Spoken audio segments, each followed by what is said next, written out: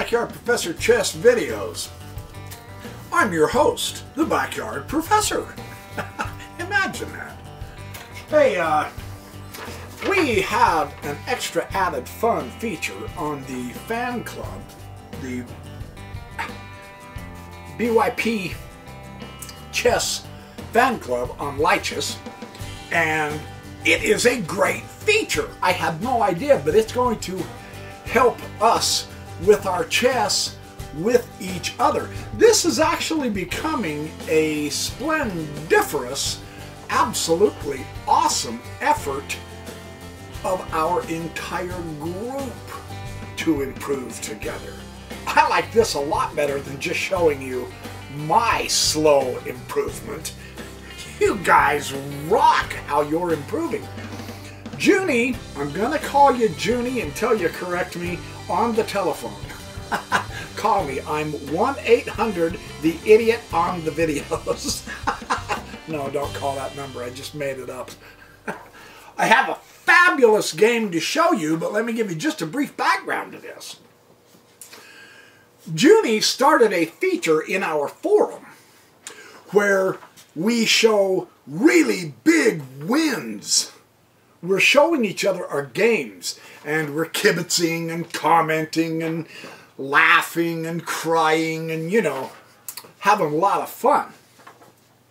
Junie posted a game that he played an 1805 rated player. Now, he doesn't think he's rated at 1805. I've been playing him a few games, and I think he's rated at 4600 myself. Yes, you're welcome for the compliment. You can pay me later. No, he showed us this game, and then someone else, Odoker, 2015, Odoker 2015, showed us one of his games rated against an 1823 player where he had a really cool kingside attack. So in this video, what we're doing is we're featuring the good games. I thought it might be a splendiferous thing to feature my subscribers' chess games also. Mine aren't nearly as good because I'm not that high rated. I think the highest rated I've ever beat is a 1701 so far. In time. In the meantime, here's my best way to shout out to Junie and Odoker. I'm going to show your games to the rest of the subscribers here. This is great. This is, Junie is playing white on this. This was a blitz, well, a rapid, I think. Rapid? Oh, I didn't write it down. I wrote it down on Odoker's. Odoker was a blitz. I think it was a rapid game that Junie played. 5 minutes plus some seconds per move. So you got to be somewhat on your toes. I'm finding I enjoy the rapid games the best so far. That's only because I've won 1 out of 20. Well, maybe not 1 out of 20, but not very many more. And he comes to c5, and then he pushes the pawn immediately to d5 instead of exchanging the pawn. This is kind of an interesting move here. So the pawns are locked in the center, and Junie has a better occupation at this point, although his pawns are being hit by the knight here. So he's fighting for the center, properly so. Knight c3, more pressure on the center, more support for the pawns. Go, Junie, go. Yeah. His opponent's going to fianchetto the bishop. Here we go. More control and power on the center. Fianchetto the bishop, giving him this long, powerful diagonal. Junie's going to have to watch that. He does a very good job of that. e4. Look at the different... Now, and remember, development, as well as control of the center, is a temporary imbalance. At this point, Junie's doing very well. Not bad at all. His opponent castles. His opponent is not doing very bad at all. No one's in any real trouble. Rook to b1 right now. And bishop to g4. So we have this pin against the queen of the knight, which is typical in a lot of games. Junie takes the pin off and prepares to castle, kind of a double move there, kind of a dual purpose move, which is really nice. And now he says, okay, make up your mind. Grandmasters do this quite often too. Make up your mind. Bishop goes ahead and takes the knight. He says, I did. I'm taking your knight. And Junie, not to be outdone, said, that's fine. I will take your bishop. Ha ha. Yes. The Netherlands strike again. And now this is good. Knight e5 on the post in the center. So you can see his opponent's no slouch. So this is a great game so far. Junie goes b3. Again, why not? Really, truly. Nothing really important or vital or urgent is attacking him. And so he does a quiet move, but a very strong move. And it's just simple, but why not fortify your position here? That triangle of pawns is really strong. He's definitely locking the center. He is also, remember Silman's imbalances, he is gaining space in the center. He will have an easier maneuverability in this game. Very nice setup how he's done this. His opponent insists on continually attacking the f3 square, or the pieces that are on the f3 square, I should say. Check to the king. Junie takes it with the queen. This gives him pretty good position. Not bad. We'll see how he utilizes this queen move very, very well. a4, he's not going to let his opponent get up on the queen side against him. Nothing wrong with that. Knight comes back to d7. He attempts to regroup here, and look at the development. Bishop f4, very nice. Getting all of his pieces in. I rant and rave about that in my videos. It's nice to see my subscribers realizing, gosh, those Grandmaster games he's showing, he's not kidding, it works. Watch this game. It works. That's the wonderful thing about this, man. Now watch this, Queen a5. So he is coming out on the queen side. He's got a target, pinning the knight to the king. Yeah? Okay, so what do you do? What do you do? You stay calm and play a good move. That's what Junie did. Rook c1. Nothing wrong with that, right? Queen goes to b4. Another target. Now he's got dual targets. Not bad, not bad. Junie goes ahead and castles. Very nice. Rook a to b8. Both of these chess players are putting all their pieces into the game. That's nice. I believe, and I'm not trying to be biased here, the strong diagonal with the queen here, but it's not pinned. But he could get it is supported by the queen and the rook, though, so we're okay that way. But the knight is hitting the center. The queen, the pawns keep the queen from being in the center. From my perspective, Junie seems to me to have better control of the center here. He's taking care of the queen side really well, too. Nothing's being blown out here. Yeah, you see that? Queen to e3. Queen takes the b3, so a pawn is down, a crack in the queen side of Junie. Watch this. Blam. He says, you know, you're welcome to take the queen side. Not too bad, but I'm going to go over here. And I'm going to take out one of your main defenders of the king. That bishop is vital because it is the fianchettoed bishop. Notice how Junie is attacking on the weak squares. That's how to do it. Queen backing up the bishop. Yeah, very nice. Queen comes back to b6, and Junie correctly, in my opinion, takes the bishop, certainly. If you're going to make that move, get rid of the guardian. So an exchange of the dark squared bishops has occurred here. In fact, Junie doesn't have any, well, no bishops are on the board left at all. So it's knights, rooks, and queens. Here we go. Rook comes back to B1 target on a partial open file. I can't help it. That's good chess. I see this over and over and over again. It is fabulous to see my subscribers doing the same thing. Yeah, that doesn't mean you're going to win every game, but that's a great, strong way to play chess. Bumps the queen to D8. Now knight comes to E2. He's going to relocate the knight to E5. Again, that fabulous outpost. Not bad. Not bad at all. Fighting for the center. Truly, neither one has ever given up on the center. He's got him more in a defensive mode because of the file at this point, I'm thinking.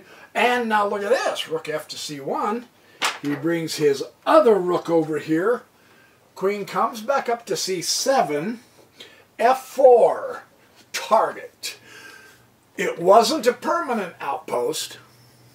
And I think Junie's calculation here is really good because get rid of that knight as well as advance a pawn storm to attack that king side. That's not bad. That's not bad. Knight to D7, bumps the knight back. Watch. You have the initiative. Junie has the initiative. Proceeding forward gains him more space. Yeah, he's got weak squares around his king too. But it appears to me that black, Junie has, with the way he's playing his pawns, he's taken away some of the good posts for black. Yeah, he's put him back on the defense rather than the offense. So because of that, his weak squares are not nearly as critical as the weak squares around the black king. That's just the way this game is. F6, he stops the advance. He doesn't want to crack open his king because look at this. I mean, you got a queen right here ready to come at you. You've got a rook right here that can come up, or a rook from here come up and over. So Junie's in good position here for an attack, in my opinion. Very nice. He goes ahead and starts cracking the king side open. Yeah, I mean, if you're going to march that glorious f-pawn all that way, open up that king. Very good. H takes. Closes the G, but opens the H file. There's not a rook. Junie's rooks are over here. Yet. There's not a rook yet. And now knight f4. Here comes the cavalry. And knight to e5. And his opponent missed the point of his knight. Can you see what Junie did next? This is sensational. He got a royal family fork. Fantastic shot. On the outpost, on the strongest rank of having an outpost. Check to the king, hitting the rook, hitting the queen. It was here that black resigned. I truly don't know why. Congratulations, Junie, for an outstanding game. I'm thrilled to be able to show this game, give you a little bit of a shout out, honor your game on my videos, because Junie is the one who began the BYP chess fan club on Lichess, and I'm grateful to him for that. I'm making way more friends and having far more fun than I ever anticipated. Now let's get on to the second game by Odoker. Okay, the second game, Odoker played the black. E4 was opened, and he went to D5. Gambit right now, baby. Odoker's not monkeying around. Let's get it on, pal. E takes D5, and queen takes d5. Now, what an announcement. Yes, technically speaking, getting the queen out this early can be troublesome. And, of course, he's going to cause him trouble because of the way he opened. But watch how Odoker handles this. This is quite nice. You watch him go. Now, they're developing well. Knight c6, absolutely. Pull them all out right now. If he's not going to challenge the queen with the knight, he put the c3 instead of the knight out to make the queen move more. Odoker is playing this strategically, absolutely excellent. Keep bringing the pieces out. Right. Yeah. Usually, this is a rapid game. Weird things can happen in a rapid chess game. I'm here to testify. They're different than a classical chess game, but they are a boatload of fun. If you're not going to strike your opponent, keep bringing pieces out. That's nice. That's very nice. And he does, and in the center, no less. So good, very good. His opponent is not kidding around either, though. He's not going to let Odoker just take over the center and own it without a fight. This is proper. Watch the press. Target. Yeah, nice. So rather than Odoker being the one moving his pieces around 2 and 3 times, because apparently his opponent isn't thinking target, Odoker is thinking target. Yeah, now watch what this does. Knight has to move again. So, and we're in the opening phase. We expected to see Odoker's queen running all over the place, didn't we? Instead, he's somewhat turned the tables. Yeah, good job, dude. And making his opponent move. Nice. And the bishop takes the e2. Here.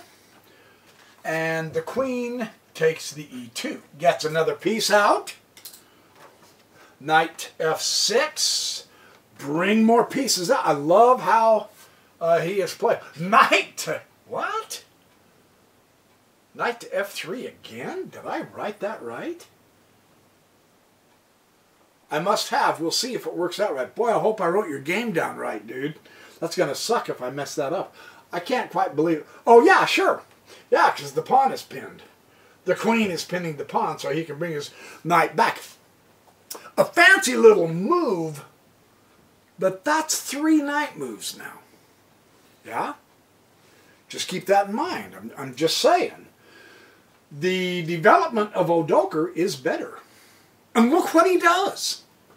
He castles queen side, putting the rook on the same file as the queen. True, he's got a pawn chain, but the power in the center, the power to acquire targets is clearly Odoker's in this game. Isn't that remarkable? His queen has not yet moved again. Interesting to see this, isn't it? Knight f to d2. Again, that's four knight moves. I'm just going to emphasize that. Watch how Odoker handles this. Watch this. King b8. When you castle queenside, yes, you want to cover that a pawn. Because your queen is going to, you've got, yeah, good move. Nice job, dude. Castles, very properly so. Yeah, he is developing. White's not being a slouch here. He's just not playing it as quickly. Watch this. Bishop d6. Nice. I'm telling you, development. Development in center. His opponent isn't giving it to him for free, but it's clear that Odoker has the greater power in the center at this point. Like I say, that's a temporary. And now again, knight b3. And I'm not trying to criticize anybody in these videos when I show some of the BYP fan club chess games on Lichess. That is too many knight moves. And remember that he's rated 18, what was it, Odoker? 1823. That's too many knight moves with too little oomph. the combinations, the ability of Odoker to put together a good attack is absolutely, at this point, inevitable.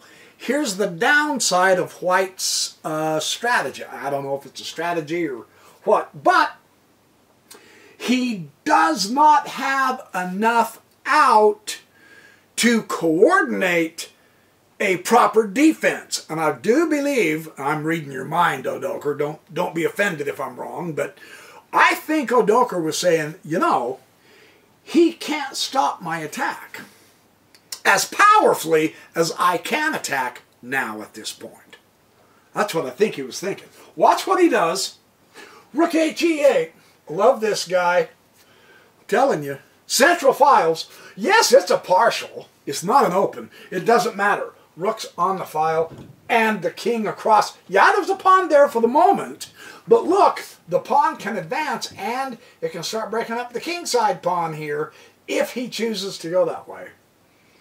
So, there it is. Every piece. Junie did the same thing in the video before, in the game before this. Every piece, man. It makes a difference, and let's observe this. Let's observe the difference it makes. Now, his opponent is bringing out his pieces slowly, but Odoker has the jump on him. Queen F5. Okay, now we can start getting this put together here. And don't think his opponent doesn't recognize this. He is astute enough to realize, oh, I got to do a little bit of defense with the pawn.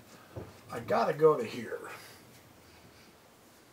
The development is so strong with the knight to here and the queen into here, the bishop sacrifice. That's what his opponent saw. And properly so, because that's the score. Bishop sacrifice, open the king side up, pump your knight up here, and your queen's in. You still have the ability to bring, not there because the pawn, but here, and bring your rook over as well and grab an extra open file. Odoker's got the setup. Because he put more pieces out speedier, there's still two undeveloped, and technically that knight just does not sit well there. It started over here. It should be on this side protecting the king. However, the king is not alone, right? So, I mean, this isn't just a whistle-in-the-dark, breezy game, no. But I think Odoker's got this down. So anyway, his opponent thinks so too, because he puts the G3. And now, of course, there's the signal. Charge! Go forward. Shoot that cannonball right out of the cannon there. Very good. You think I'm kidding, don't you? The other knight finally develops. Too little too late. Watch what Odoker does. Boom! Press that battering ram pawn. Heck yeah! Right. Break that king side open, man. He has it hitting here, starting to weaken it, and now run it up the edge, because if you can destroy the structure with the pawn, then you've got your power pieces behind you. That is a great anatomy of a kingside attack. And we get to see it. Knight to c5. 6 moves on that knight. It's a nice outpost. The queen true can come, but look, the bishop doesn't have access down here. It doesn't give the impression that white is as coordinated for the speed of the attack as Odoker is. For instance, you'd have to push a pawn to get the bishop in there. That's 2 moves. Odoker doesn't have 2 moves. He has 1. He's there. He's there. He's here. White is not quite here. 1, 2, or 1, 2. The queen true can come 1. Well, the knight can come 1. Check, and then it opens it up for the queen. But if you sacrifice a knight, you only have your queen, and that's not as strong of a kingside attack as Odoker seems to have with a bishop, a knight, and a queen, and potentially, truly, a rook in just 2 moves. So the 6 moves of this knight means he's behind in speed on an attack, on a counter attack to Odoker's attack. That's critical to see. The 6 moves lost that game for him, I believe. That's just my thinking. Odoker, you're welcome to correct me if you think I'm off base at all in any of this, but I don't think I am. And why not? If you're going to give me the knight, give me the knight. Take it out. It doesn't hurt his attack at all. For this reason, bam, knight e5. Both knights and the queen are right there. They're in the attack right now. He doesn't have as much coordinated for speed of attack as Odoker does. And that is the difference in this game. True story. And don't think white doesn't recognize it. Right? Yeah. Yeah, don't think I'm just ad-libbing for nothing. White realizes, oh crap, here we go. And truly, look at that outpost. Magnifico! Magnifico! The very strongest rank. That knight just struck thunder into that white's position. Very nice. Interestingly enough, his opponent went knight c4. I'm no expert chess analyst, but really, seriously, don't you think he had to exchange the knights? What did that do? That did nothing. That would have been a vastly better response. Really, take out one of the attackers. Yeah, you're going to trade down some pieces, but your king is under attack. You have to trade down pieces. Surely he understands that. That makes sense? I just don't think that was the move to make against this attack. That's just the way, I'll put it this way, I wouldn't have done that at all. Bam, here it comes. Rightly so. I mean, you can see that. He just has the speed of the attack, right? Queen takes f3, but the price is steep. He still has the attack, right? Rook to g1, yeah, but knight to g4. And there's the game, man. There's the backbreaker, because you're one move from checkmate. Queen to the takes h2. And the rook never left the square. I mean, really, the rook, man, it never left the square. The 2 rooks here, way superior in initiative, offensive, positional power on the open files. You gotta see things like this. You gotta recognize. Odoker obviously did.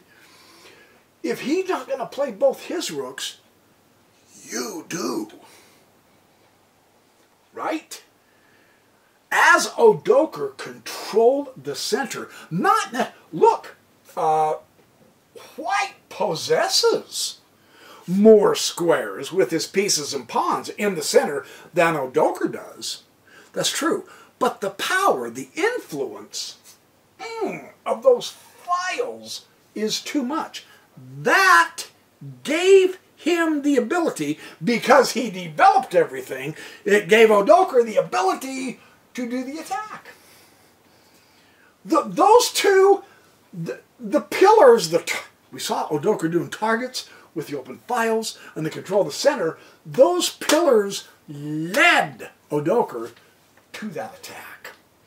So another great game on our BYP Chess Fan Club site.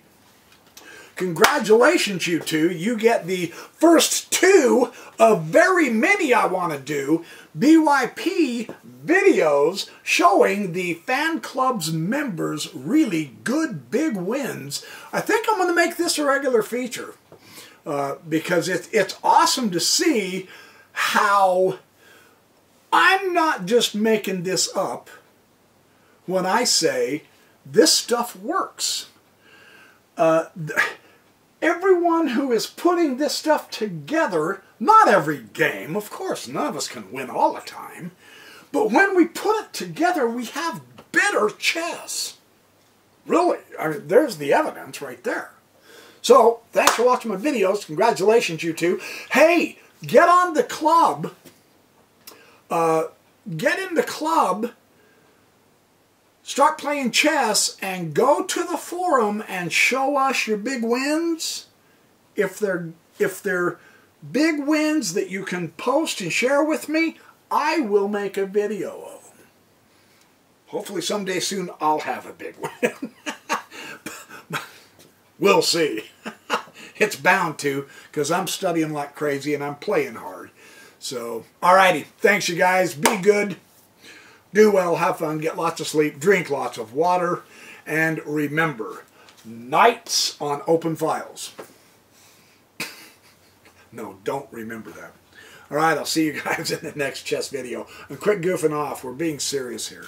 If there's one thing the BYU, gadzooks, there was a Freudian slip of my Mormon upbringing, wasn't it?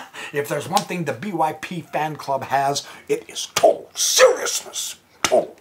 Just straight out total serious. We don't monkey around. We're serious.